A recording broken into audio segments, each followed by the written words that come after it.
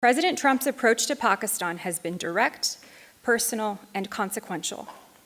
From his earliest days back in office, he made clear that America's engagement with Pakistan would be defined not by bureaucratic inertia or outdated assumptions, but by results, by deals made, crises managed, and opportunities seized. President Trump credited Prime Minister Sharif's and Field Marshal Munir's leadership with securing the May 2025 ceasefire, calling it a major contribution to preventing war between nuclear-armed neighbors. The statesmanship of Pakistan's leaders, your willingness to de-escalate and stabilize a dangerous confrontation, is not forgotten in Washington. It is admired, and it opened a new chapter. The relationship deepened even further in September, when the President welcomed Prime Minister Sharif and Field Marshal Munir to the Oval Office, a testament to the genuine personal bonds that exist at the highest levels of our two governments, and of the extraordinary trust and regard that President Trump has for Pakistan's leadership. I have been honored to witness and to support this transformation. Pakistan has been an extraordinary host to me, to my team, and to the most consequential diplomatic moments of this era. Secretary Rubio and President Trump have both made clear how highly they regard this partnership. President Trump's personal engagement, from welcoming the Prime Minister and the Field Marshal to the White House to picking up the phone at critical moments of regional crisis, reflects a conviction that runs deep within this administration, that a strong Pakistan is good for America, and that a strong America is good for Pakistan. Behind our achievements is a team of dedicated professionals on both sides of our partnership. Our U.S. mission in Pakistan, which includes our embassy here in Islamabad and our consulates in Karachi, Lahore, and Peshawar, represents one of the largest American diplomatic missions in the world. Over the past year, my team has worked tirelessly, processing visas, advancing trade and investment, deepening security cooperation, supporting American citizens, and executing high-stakes visits and negotiations under extraordinary conditions. They have done all of this with professionalism and dedication that humbles me every single day, and I'm proud beyond measure to lead them. And then there is Islamabad's finest hour of modern history. In April, Islamabad became the venue for the highest level talks between the United States and Iran since the 1979 revolution. Pakistan, by having good ties with both Tehran and Washington, and by playing no part in the conflict, was uniquely positioned to bring these two adversaries together. Even many Pakistanis said it felt surreal. It was Pakistan's moment, and Pakistan rose to it. The U.S. mission played its own quiet but essential role, coordinating logistics, managing communications, and supporting a delegation of hundreds through some of the most sensitive negotiations in recent memory. We were there for every moment, and the professionalism and quiet determination of our Pakistani partners during those days was nothing short of extraordinary. I'm proud to have served alongside you.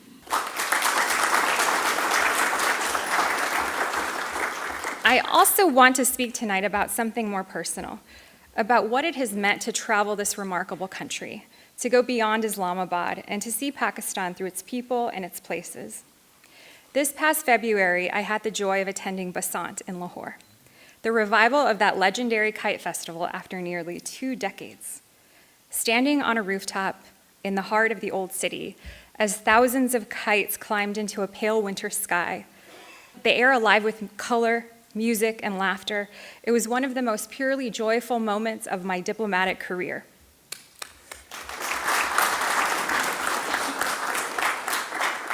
Basant is Lahore's soul made visible. Its return is a gift to Pakistan and to the world. I've traveled to the heartland of interior Sindh, to communities far from the headlines, where the hospitality is as vast as the landscape, the culture and religious diversity are as rich as the history of the people of this nation, and where the partnership between our two countries takes its most meaningful form in agriculture, in manufacturing, in the quiet work of people building better lives for their families. Those visits grounded me. They reminded me why this work matters. I want to say a word too about sports, because sports are diplomacy by another name. The United States is in the midst of what we proudly call the Decade of Sport. We're hosting the FIFA World Cup 2026, the largest in history, with 48 nations competing across the United States, Canada, and Mexico. And we will follow that in 2028 with the Summer Olympics and Paralympic Games in Los Angeles, and at least 10 other major sporting events through 2034. President Trump has made clear that this is a once-in-a-lifetime opportunity to showcase the beauty and greatness of America to the world, and we intend to make the most of every moment. Here in Pakistan, I had the honor of launching the FIFA World Cup 2026 countdown together with the Pakistan Football Federation, the first such event hosted anywhere in the world. Pakistan is at the heart of it. This country manufactures world-class footballs that will be used on pitches from New York to Los Angeles, from Toronto to Mexico City. When fans around the world watch the beautiful game this summer, they will be watching, in a very real sense, a product of Pakistani craftsmanship and skill.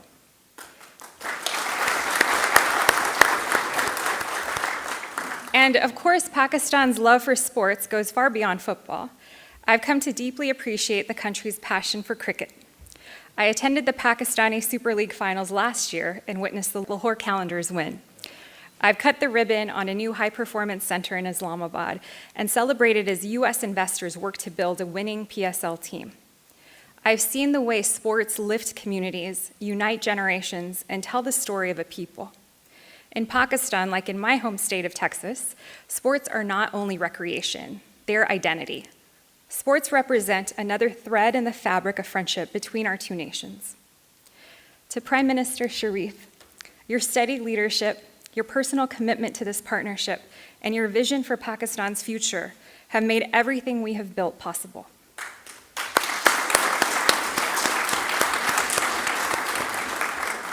The friendship between you and President Trump reflects something real, a shared belief that strong nations led by strong leaders can accomplish things the world once thought impossible. President Trump sees in you a leader of exceptional capability and resolve. You and Field Marshal Munir are two of our most trusted partners in the region and globally.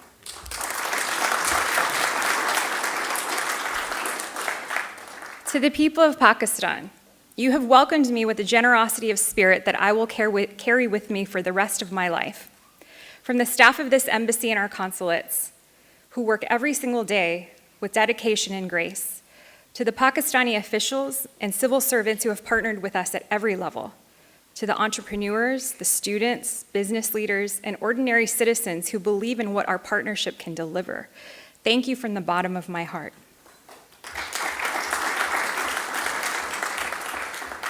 The Declaration of Independence is not merely an American document. It is a human document. Its authors drew on ideas such as dignity, freedom, and justice that belong to all of humanity. And those ideals resonate wherever people aspire to build something worthy of their children. When we say that our partnership is built on mutual respect and shared values, we mean it. We do not come to Pakistan as a superpower bestowing favor. We come as a nation that needs true partners to navigate an increasingly complex world.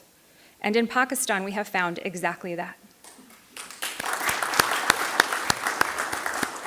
The world's leading democracies are recognizing what we have seen and know firsthand, that Pakistan, with its remarkable people, its strategic geography, its untapped potential, its incredible leaders, and its expanding network of global relationships is a nation of consequence, a nation on the rise, a nation whose best days are ahead.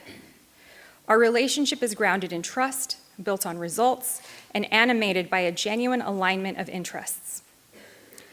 Our goals are the strength, security, and prosperity of both our nations and our people. 250 years of America. As we enter America's golden age, I genuinely believe that the most important chapter of the U.S.-Pakistan partnership has only just begun. The best is yet to come. Our potential is limitless, and we will leave a lasting legacy for many generations. Happy 250th Independence Day, America. God bless America, and God bless the friendship between the United States and Pakistan. Shukriya. Thank you.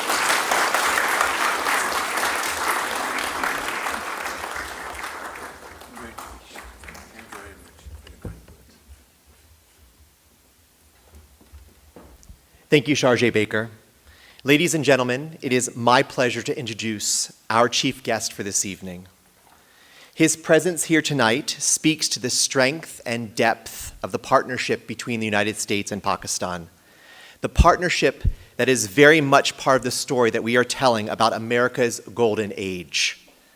Please welcome the Prime Minister of the Islamic Republic of Pakistan, Mohammad Shehbaz Sharif. Your Excellency, the floor is yours. Ladies and gentlemen, we are all here to celebrate the 250th anniversary of the independence of the United States of America. And on behalf of the people of Pakistan and my government, I extend our warmest felicitation to President Donald Trump, the US administration, and the American people on this momentous occasion.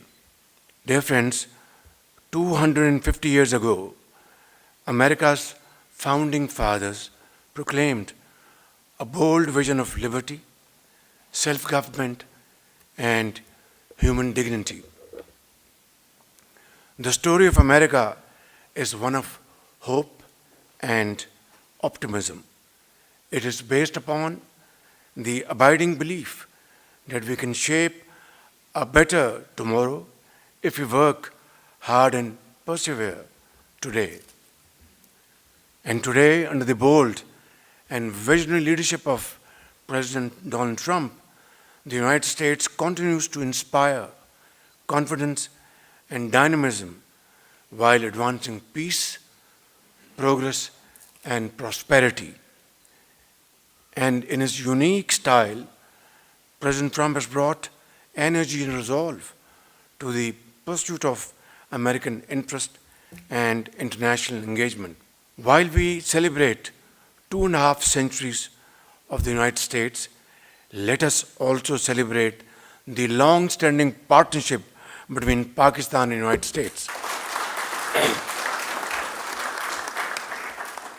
Ours is a true and special relationship spanning over nearly 8 decades and encompassing cooperation not only in security and counterterrorism, but equally so in trade, investment, agriculture, science, education, health, energy, and people-to-people exchanges. The United States was among the first nations to recognize Pakistan upon our independence when President Harry Truman wrote a congratulatory letter to Quaid-e-Azam Muhammad Ali Jinnah welcoming Pakistan into the community of nations. And we fondly remember American support in advancing our green revolution through UC Davis in the construction of the Tarbela Dam, in building centers of excellence like LUMS at Lahore, and in financing critical infrastructure around the country that continue to serve the Pakistani people to this day. Thousands of Pakistani graduates of American universities, along with scientists, teachers, and researchers trained in the United States, continue to make valuable contribution to Pakistan's economy, academia, public service, and entrepreneurship. Thank you very much for all the support to our great Pakistanis. And also, some of the most enduring bridges between our two nations are the nearly 1 million Pakistani Americans who call the United States their second home. The United States corporate sector footprint in Pakistan is also fairly extensive, with around 80 top US companies invested in our country. One of the world's largest freelance workforces, Pakistan is really poised to expand its IT exports and the most important destination for us in the United States. Dear friends, the United States is home to some of the finest and outstanding hospitals in the world, where doctors and medical experts from across the globe including many outstanding Pakistanis, work together to save lives and restore hope. Ladies and gentlemen, our two countries have worked closely at the most consequential moments of our history, whether it be the Soviet invasion of Afghanistan in the 1980s or the global war order from 2001 to 2021. Last year, following India's unprovoked aggression after the Pahalgam incident, it was President Trump's timely and most decisive intervention that resulted in a ceasefire between Pakistan and India on 10th May last year. We shall forever remain grateful to President Trump for restoring peace in South Asia and saving millions of people. In this context, he will always be remembered as a man of peace.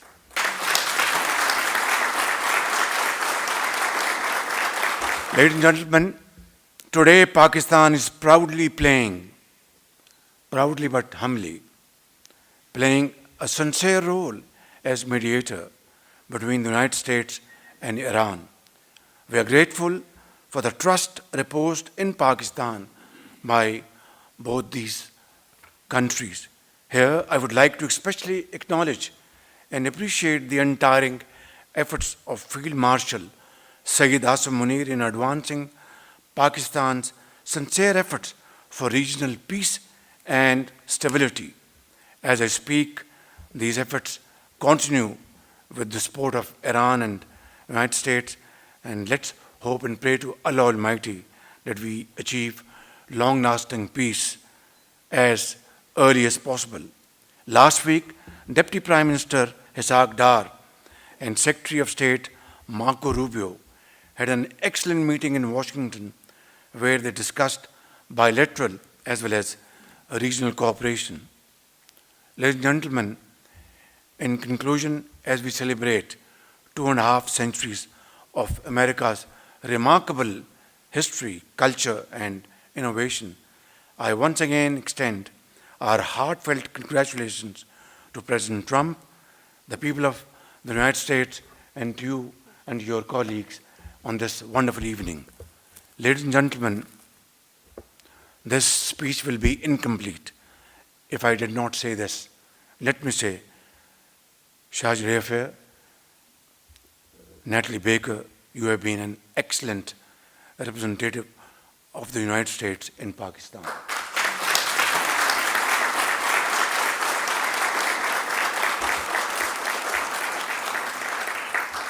Through your energetic, passionate, and sincere engagement, and this is not lip service, these words are coming from the core of my heart, and active diplomacy, you have helped bring our two countries even closer together. I also wish to commend the dedicated team at the US Embassy and its consulates across Pakistan, whose tireless efforts continue to strengthen and deepen the enduring partnership between Pakistan and the United States, which is already achieving new heights. May the friendship between our two great nations continue to flourish in the years ahead, and may the stars that shine on the flags of our two nations continue to illuminate a future of peace, progress, and shared prosperity for our peoples. Thank you. Long live Pakistan-United States friendship.